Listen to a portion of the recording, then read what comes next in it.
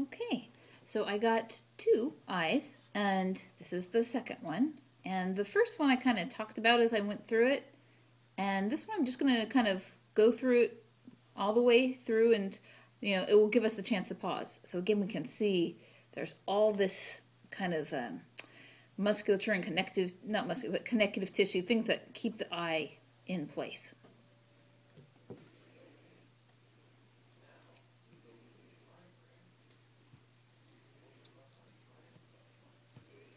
Again, the first thing we're doing here is trying to trim it so that we wind up with an eyeball.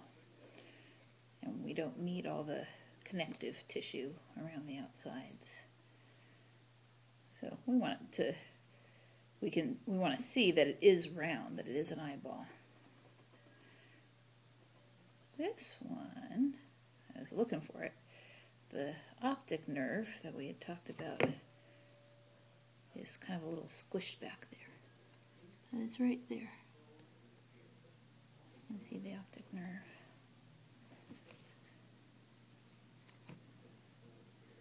We're just trimming off the edges here so we can really look at what we're talking about. So how does this eyeball work? This amazing thing that lets us see. We're just kind of getting all that off so it's much easier. And the next thing that we can do is we can look at the cornea. We can get the cornea off and look inside. What's under that dome? So we can do it with scissors or we can do it with a scalpel. I'm just going to do it carefully here with a scalpel. And I'm getting some oozing fluid out. So remember we said that that's going to happen when we did the first one. We saw that happen twice. So we're getting our cornea off. This is actually probably, even though I'm using a scalpel, you can imagine a real cornea is even harder because we know that this cornea is going to protect the outside of the eye. So when you close your eyes and push down on your eyeball a little bit, you can feel how hard that is. This right here is a much softer because it's been in this preservative fluid. So we've kind of got that last little bit off. Let me get it off. Yeah. Okay. So we got the cornea off. And we can look. There's our pupil. And we can see that it's kind of hard, that this isn't just the pupil isn't a black kind of painted on, that there's something else there. Get the last little bit coming off. Okay, so that was the first thing we did, that we kind of took it off. We can see the pupil and we can see the iris around the side. And the cow, remember, it's black. It's a black iris. And remember at the back, you've got the optic nerve. And this guy, it's pretty tiny. And the next thing we did with the first one, we're going to do this one too, is we're going to bisect it. We're going to go in half so that we can study the front part of the eyeball. I need a little more trimming. So we can study the front part of the eyeball and the back part separately, because these are two things that we don't know about unless we look inside. We kind of very carefully cut. Just kind of carefully cut around.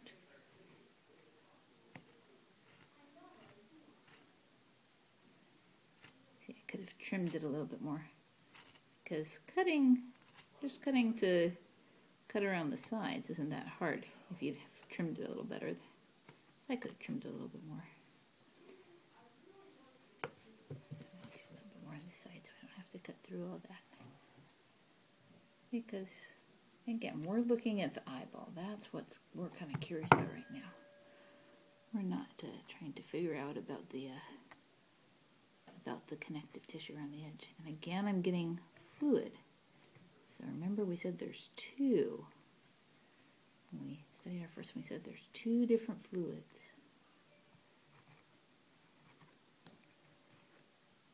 So, getting around.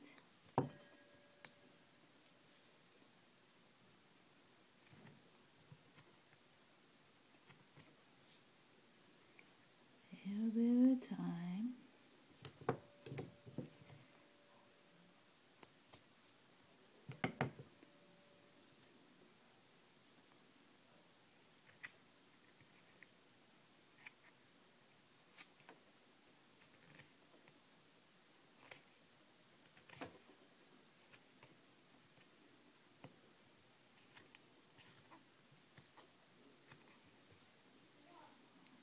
Carefully going all the way around so we can see what's inside.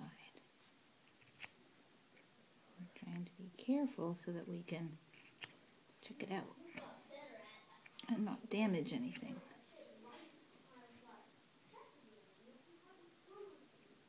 Deep, deep. Got a little bit more of that connective tissue on this side.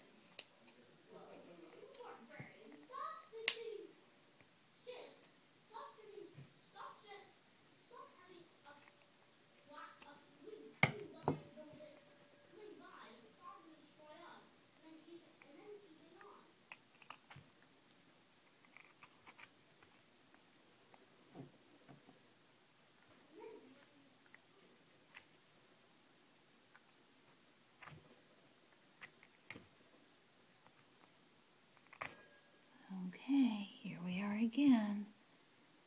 So it's bisected. We can see that it's half and half.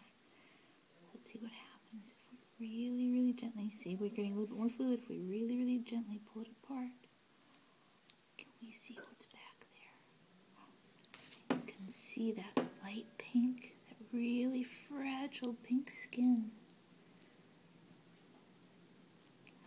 And this time we're going to get to see something that's very special to the cow. So we can see that pink skin. Again, it kind of pulled away. We can see it right there. Very fragile. Very fragile. Very fragile. That pink skin. There's the retina. Very fragile pink skin.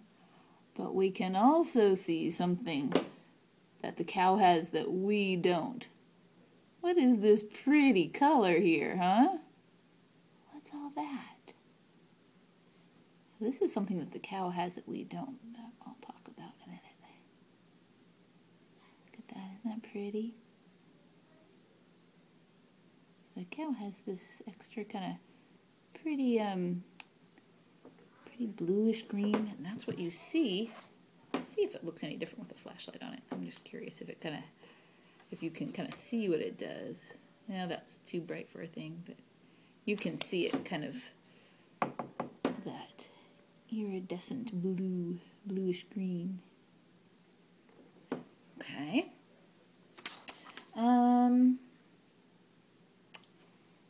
Yeah, I think we'll kind of stop there, and you can also see the black.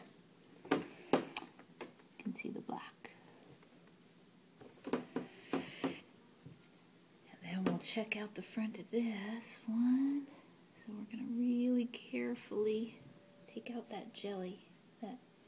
Remember, these are each having their own name, which we're going to talk about as I kind of pause video during class. Very gently take out that jelly. Very gently. Very gently. Okay. Again, the same thing. We see from the front, the pupil, and when we look, it can come out. This is something that we couldn't figure out from the front, from looking from outside. He's got a lens. Look at that.